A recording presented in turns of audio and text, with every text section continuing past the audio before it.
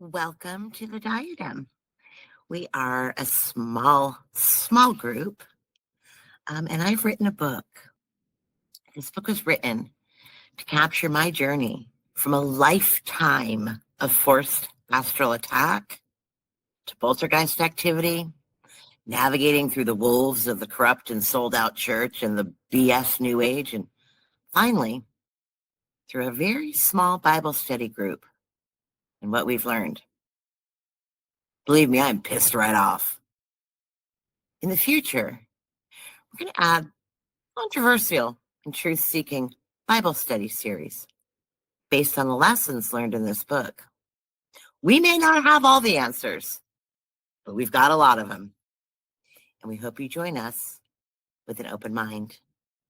It's probably not what you think. Blessings, everyone.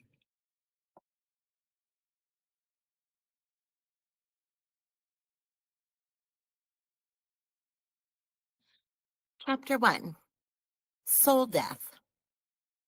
You were always spoiled with 1,000 toys, but still you cried all night. Rolling Stones, 19th Nervous Breakdown. Growing up in a small rural town in the Berkshires was like living in a perpetual, really creepy movie set, complete with haunted houses, eerie forests, and a lingering sense of the supernatural. The town itself, steeped in history, had secrets buried in every corner. It was a place where the lines between reality and the paranormal blurred. My childhood was a mosaic of bizarre and frightening experiences. From the age of 3, at least that's as far back as I can remember, my nights were plagued by what the pediatrician casually diagnosed as night terrors. But these were no ordinary nightmares. These were walking screams, filled with visions of shadows and rippling air in my living room, much like the heat-induced mirages that you see on a hot road. Sleepwalking became another nightly thing. Imagine waking up to find yourself outside the house, in the middle of the street, or even up a tree. My parents had to keep a vigilant watch over me, ensuring I didn't wander too far or end up in a dangerous situation. These episodes were so frequent, well, they just became part of our regular routine. The house we lived in was certainly not a sanctuary. It had a creepy attic with an antique glass doorknob that would rattle and shake as if some unseen force was trying to break through. On more than one occasion, the little key would fall out, sending me sprinting back to bed in terror. These experiences weren't confined to the house. The entire town seemed to be haunted. Every house had its ghost stories, and well, ours was no exception. The sleep paralysis was perhaps the most terrifying of all. Despite the term, I was never actually asleep during these episodes. I would lie down to go to bed, but still fully awake and alert, and then it would begin. My body would become impossibly heavy, as if I were sinking into the mattress, and the sleep, quote unquote, paralysis came on first with a really deep rumbling noise that would fill my ears. It was a rumbling sound like an airplane or approaching train, getting louder and louder and louder and just shaking my whole spinal cord. But it was originating from my own head. As the paralysis took hold, well, I knew I was a goner. An evil presence or consciousness that wasn't my own would enter the room. I could never see it, but I felt its powerful malevolence. It would pull at my core, a sensation like a magnetic force just yanking me out of my body. This marked the beginning of the most horrifying part of the experience. It's what I now call astral soul attack. Now, these attacks were not just physical, but spiritual. I would be dragged into a void, an endless grayscale space, devoid of light or parameters, and it was a place of pure evil. where entities would taunt and terrorize and try to rip my soul apart. I was completely disorientated, unable to think or plan an escape. I was just a target, floating in an infinite nothingness. Now, trying to articulate these experiences as a preschool child was absolutely impossible. I didn't have the vocabulary or the understanding to explain what was happening to me. They were part of a larger pattern, an intricate web of supernatural occurrences that wove its way throughout my life. One difference I noticed was the absence of common elements often reported in modern out-of-body or astral travel experiences. For example, the infamous silver cord that supposedly connects the spirit to the physical body. I'm going to tell you, despite countless encounters, I never saw and never felt this cord. To me, this whole silver cord thing seems like a myth concocted by New Age enthusiasts, or maybe a metaphor that simply didn't apply to my experiences at all. My out-of-body and astral experiences were violent and terrifying, not the serene, mystical journeys often romanticized in popular culture. No, no, no, no. The entities I encountered were not benevolent guides or cosmic travelers. They were malevolent, vicious, hateful beings. These dark entities would spit at me, hiss, snarl like rabid animals, and pass me around to their friends to be spit on and beat up some more. Their hatred was palpable, a suffocating blanket of darkness. They'd whisper threats and jeering and mocking in a language I didn't understand, but their voices were dripping with malice. And it began so early. These attacks are among my very first memories. They've just always been there. I also had an out-of-body experience during a car accident. My brother flipped the car not once, not twice, but 3 times. And everything seemed to slow down as my consciousness just popped out and detached from my body. Unlike these horrifying astral soul attacks, this experience was strangely non-emotional. I floated above the scene, observing the wreckage and the frantic efforts of others without any sense of fear or pain. It was as if I were a detached observer, just hovering above the chaos. I could see the gasoline leaking from the car, the shattered glass, and the panicked efforts to help me. But despite the severity of the accident, I was just able to assess the situation with a clear mind and would pop back into my body to try to help them, then realize I couldn't move, and then pop back out to reassess. I would just come and go from my body with ease, like a spectator, able to float above and calmly evaluate the situation. This was very unlike my astral attacks, which were filled with violence and something pulling me against my will into a void of darkness and terror. The entities I encountered during those astral kidnappings were filled with disdain. Their very presence was suffocating and evil. They made it clear that they intended to toy with me before ripping my soul apart for their own sadistic pleasure. Now, as I transitioned to teenage years, we moved out to Los Angeles, and the whole place seemed to smell like the smut and grit of dead hookers and heroin. Thankfully, we lived out at the beach. By this time, I'd learned that pushing the envelope often came without consequences, or at least that's how it seemed to me at first. This newfound freedom led me down a path of intense rebellion, and for the next 15 years or so, I indulged in every substance I could get my hands on, short of using a needle. You name it, I tried it. My life was a chaotic blur of beach parties and garage bands and dive bars, suntans and an endless fog that just stretched from one night to the next, to the next, to the next. LA exposed me to even darker aspects of reality. I witnessed firsthand the pervasive influence of dark occult practices among these musicians and actor types. You'd walk into a party and there'd be pentagrams painted on garage floors and Aleister Crowley or Theosophy books and posters and just other various occult paraphernalia were pretty common sights. Now, we never participated, we never saw anything going on, but you just knew it was there. It became clear that many in this industry were deeply involved, or at very least interested in Luciferian or satanic practices.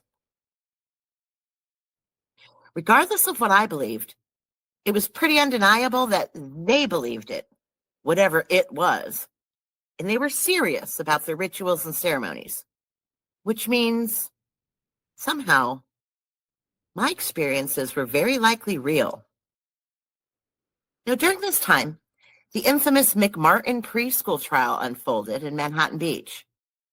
This case involved allegations of satanic ritual abuse at a local preschool, and it garnered nationwide attention. Hundreds of children came forward with stories of tunnels and abuse and bizarre ceremonies. And of course, the media dismissed it all as satanic panic. But the sheer volume of allegations and the eerie consistency of these children's stories suggested something far more sinister. Now, what did or didn't happen is debatable. But this case opened my eyes to the reality of widespread organized abuse and the media's role in covering it up. So my mistrust of authority and mainstream narratives only deepened. Feel so hypnotized. Can't describe the scene. Oh, it's all mesmerized. All that inside me. Oh, the sunshine bores the daylights out of me. Chasing shadows, moonlight mystery. Heading for the overload. Splattered on that dirty road. Kicked me like you've kicked before. I can't even feel the pain no more. Rolling Stones, Rocks Off. In an astral attack, I was taken to a place that resembled this world, but was distinctly different. Now, in this nightmarish vision, I found myself escorted to a gymnasium by dark entities. They were pulling numbers, like at a deli, and people were being led into back rooms. I knew something terrible was happening, but I couldn't quite grasp what it was. The entities flanking me on either side ensured I couldn't leave. As I watched, the scene shifted, and I found myself looking at my own dead body. Throat slit, eyes bleeding, tied up, gag in my mouth, arms behind my back, and sitting upright, but my feet spread across the fish tank. It's the first time I ever saw myself dead. They say that if you see yourself dead in a dream, you die in real life. Nope, not true. Horrifying, but I certainly didn't die in real life. As I gazed at the scene, I was detached. I knew it wasn't right. I knew that evil was behind this absurdly morbid lottery of death. But it wasn't painful, nor strange to observe it from afar. It was just the first bodily death. And honestly, it was a welcome break in the pattern of being dragged off to the second death, imminent soul death. Soul death is much worse. Revelation 21:8. The cowardly, the unbelieving, the vile, the murderers, the sexually immoral, those who practice magic arts, the idolaters, and all liars.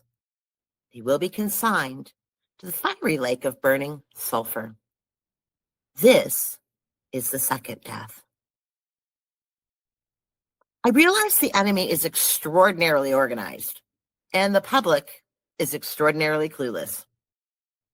These are the two groups in battle in the spiritual war: the organized class and the clueless class. And clearly, I was part of the second group. Not dying, rebellion, and trauma.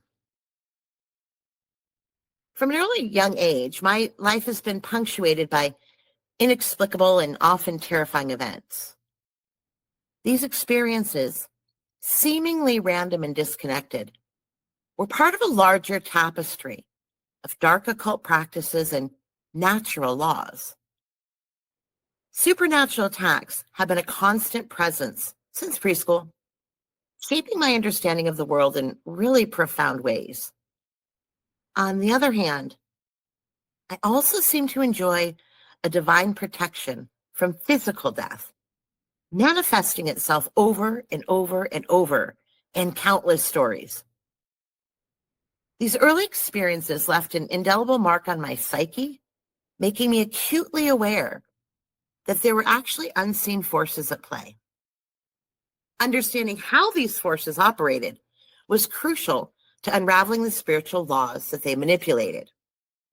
The entities that tormented me seemed intent on impressing upon me a reality I couldn't fully comprehend at the time.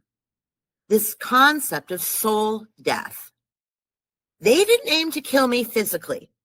They toyed with me, threatening the total annihilation of my soul. This early trauma convinced me that once I was dead, I was truly gone. And this led to decades of rebelliousness where I just felt my actions had no real consequences. And a preference just to avoid sobriety and generally associate with drunks, junkies, and the more seedy aspects of life. As I grew older, the supernatural phenomena persisted, manifesting in increasingly bizarre ways. The once hidden forces became more blatant, intruding into my daily life. I was in the wrong place at the wrong time quite a lot and witnessed many traumatic incidents.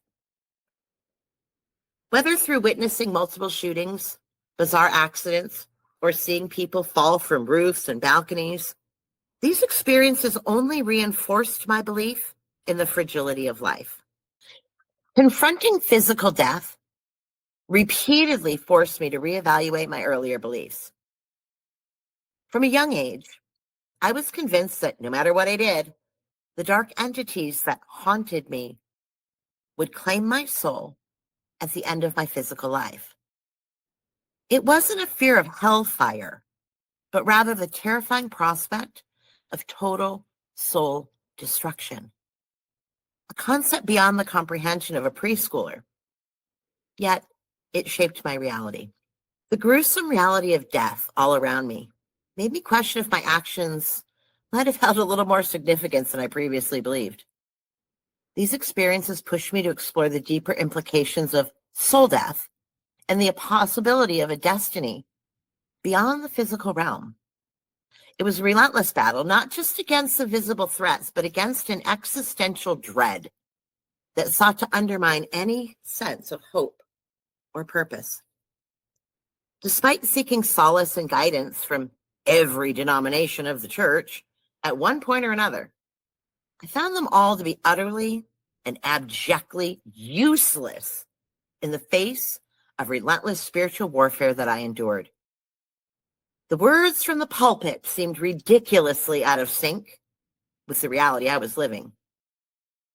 Although I could refer to it as a near-death experience, it wasn't. I didn't even get hurt.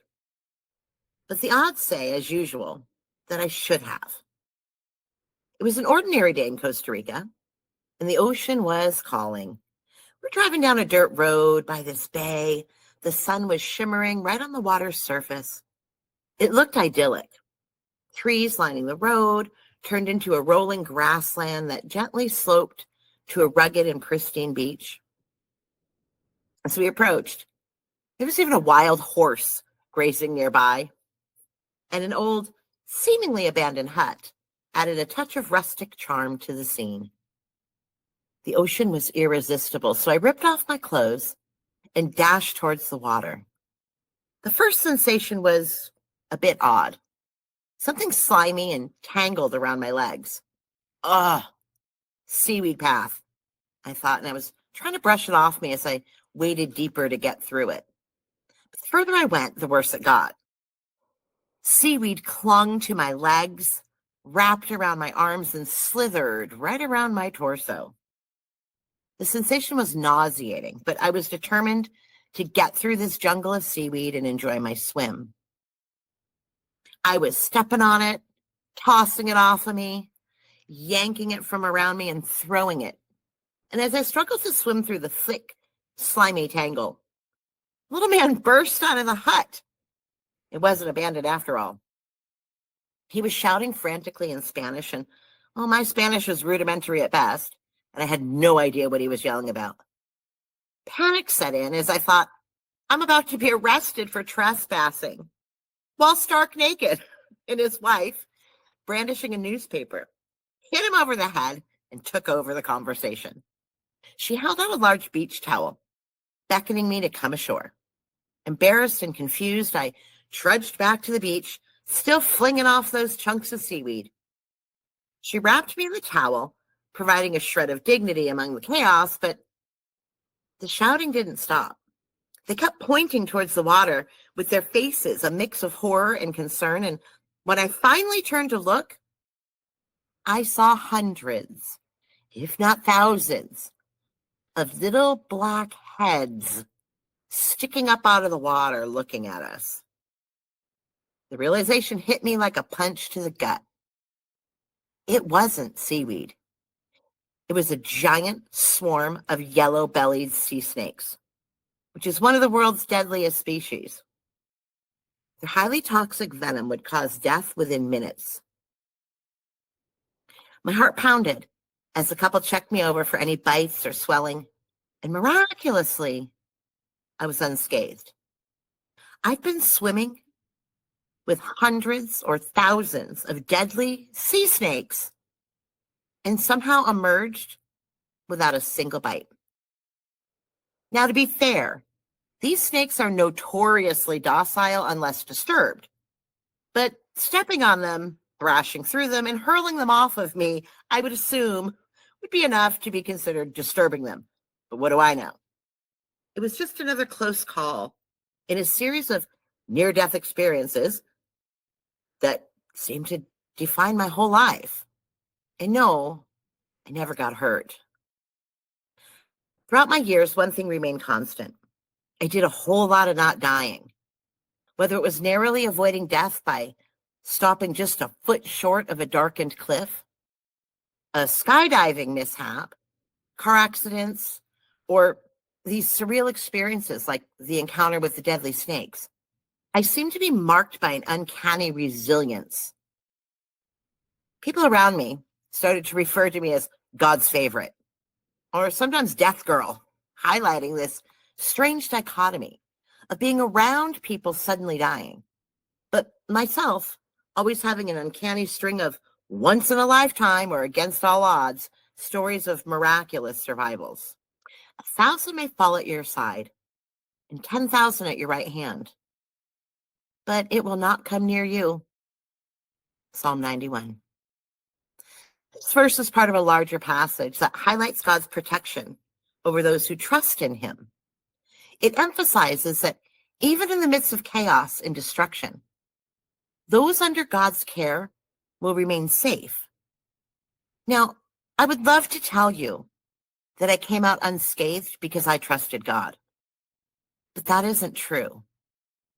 It is much more complex and undeserved. John 15:16.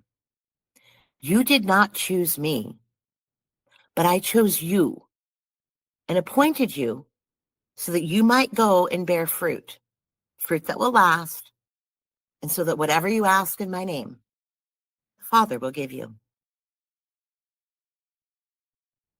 This period marked a shift from the concept of soul death to the stark reality of physical death surrounding me.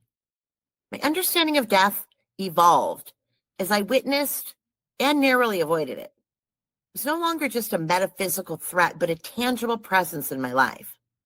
This transformation aligned with the biblical principle that faith without active obedience and understanding remains incomplete. James 2:22 or 2:22 says, you see that his faith and his actions were working together, and his faith was made complete by what he did. Now, my sleepwalking episodes intensified into adulthood, leading to bizarre and unsettling incidents. One night while sleepwalking, I ended up a block away near the beach, sitting at a picnic table, and I was stacking knives in my sleep. My roommates had to hide all the sharp objects every night to prevent any harm. Another time, I was found perched on my heels, my knees to my chest, on the edge of the bar of a top bunk, smirking and giggling. My husband used to follow me around the house, turning off electronics and appliances. I would sleepwalk through the entire house, not leaving a single thing in the off position. Frequency again. So many subtle things to pull together. Strange occurrences became the norm, with objects moving on their own and unexplained phenomena becoming a regular part of my existence.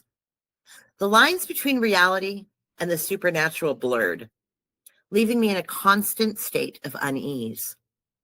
And from that earliest memory, I experienced numerous inexplicable events that shaped my understanding of the supernatural, being altogether too natural.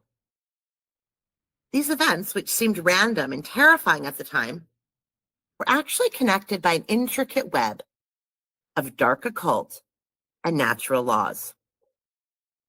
My beliefs were confronted again one night on a road to Mexico. It was late as we drove through the vast, dark, empty desert of Baja. The road ahead stretched out into the void, and in the distance, I saw a blur of headlights coming towards me. As the headlights drew closer, it didn't separate in my vision like normal car lights would. Instead, it remained one single enormous light, right at eye level.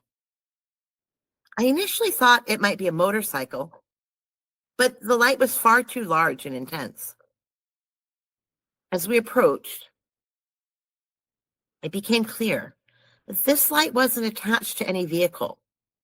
It was just a massive, bright light that seemed to float towards us, like the headlight of a train, but more imposing. It felt like a giant game of chicken, and I clutched the steering wheel thinking, well, they'll move over. And the light kept coming straight at us. It swept right over the hood, up the windshield, and over the roof of the car, sort of in an S-shaped motion. And looking into the rearview mirror, there was nothing. No car, no taillight, just darkness. We pulled over, bewildered by what had just happened, and a minute later, the next car in our caravan appeared right around the corner. We watched as they swerved, presumably to avoid the same mysterious light. Then the third car in the caravan saw it too. We were all left with the unsettling realization that we encountered something inexplicable, a massive light with no discernible source or form that had passed over or through all of our cars. And a few hours later, we navigated a pitch black road. Something just clearly screamed at me, "Stop now." I hit the brakes, and we were less than a foot or two from the edge of 100-foot drop. Still not dying. It's almost as if the spiritual realm was throwing every possible supernatural experience at me, just to leave no stone unturned. I'm no stranger to lucid dreams either. One of the most terrifying lucid dreams was when I made friends with a serial killer who followed me everywhere without speaking. He would impress on me while following at a distance that he was just misunderstood. This dream transitioned into sleep paralysis, where I encountered a menacing dark presence in the home, and the figure moved closer with each blink until it was looming right over me. And that prompted a blood-curdling scream that brought my husband racing upstairs, convinced that there was an intruder. Right after that, I learned that I often experience something called hypnagogic or hypnopompic hallucinations. This means seeing spiders or snakes or other things. They were crawling on the walls upon my waking. Now, these hallucinations, while terrifying, underscored the complex interplay between sleep and wakefulness, further blurring the boundaries between the seen and the unseen. Hypnagogic hallucinations happen as you're falling asleep, while hypnopompic hallucinations occur while you're waking up. They're described as seeing, hearing, or feeling things that aren't actually there. They could be shapes, patterns, or even seeing someone in the room. They're usually brief and not a huge cause for concern, so they say. They happen during that transition from sleeping to wakefulness, and these experiences highlight the fragility of our perception and the really thin veil separating our consciousness, or perhaps the physical world, from the spiritual. I began to realize the experiences I was having were likely related to the science of brain waves and frequency somehow. My consistent, lifelong, and varied encounters with these supernatural things also forced me to confront the reality of dark forces and the potential for redemption, pushing me over time to seek a deeper understanding of these universal truths. I give them eternal life, and they shall never perish. No one will snatch them out of my hand. My Father, who has given them to me, is greater than all. No one can snatch them out of my Father's hand. John 10, verses 28 and 29. The growling walls incident happened twice, 2 weeks apart. Now, long after my divorce, I moved across the country, and whatever it was followed me wherever I went. The first time, my nanny and I were in the living room while the kids were asleep, and a giant, evil, guttural growl encompassed the entire room. It was similar to some of the sounds reported on these ghost shows, loud, fierce, and unnatural. It wasn't like any animal growl. It was acoustically wrong. The sound seemed to come from all directions at once, almost like a really bad surround sound. It was in the air, the atmosphere, and it cut into our bones. We couldn't just hear it, we felt it. And we looked around because it came from every direction and then no direction at all. The same thing happened again 2 weeks later, but this time it was my nanny, myself, and my boyfriend. We were all there. The kids were asleep again, and we ran in to check on them. We were all so freaked out that none of us wanted to go down that hallway first or last, including the alpha male in the room with the sleeves of tattoos. My daughter was having some sleep issue.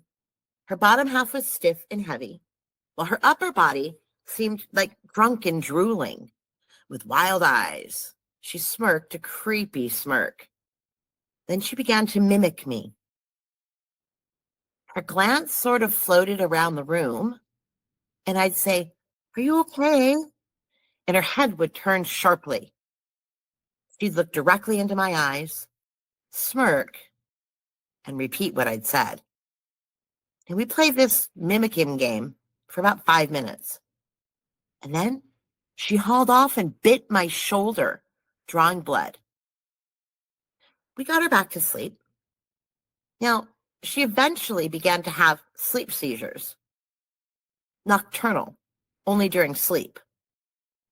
And I would have to get her back to bed each time. Many years later, the doctors eventually found a brain lesion and said it was likely from undiagnosed encephalitis, a childhood vaccine injury. And this seizure coincided with the growl, making this experience sort of stand out as unsettling. And it blurred the lines in the future between medical issues and the paranormal activity that she too would begin to experience. After the growling walls, we lived with constant poltergeist activity. The usual dragging noises, slamming doors, and ringing doorbells were frequent occurrences. The door became a persistent issue. with loud pounding and nobody there. Now, of course, it could be chalked up to a teenager's game of ding dong ditch, but we had a large farmhouse with lots of property. My mom moved in for a while and sat up for several weeks trying to catch the ding dong ditcher. I knew it wasn't that and would just go to bed. We had a screen door that didn't open flush. It was metal and it scraped loudly on the concrete stoop. Now you could ring the bell, but you weren't knocking unless that scrape came first. Almost every night for months, it was ding dong, bang, bang, bang, ding dong, each in a series of 3. My mom sat right by that window, trying to catch who was responsible. Nobody, of course. There was never a scrape. There were the usual occurrences of cabinets opening and things flying off the walls.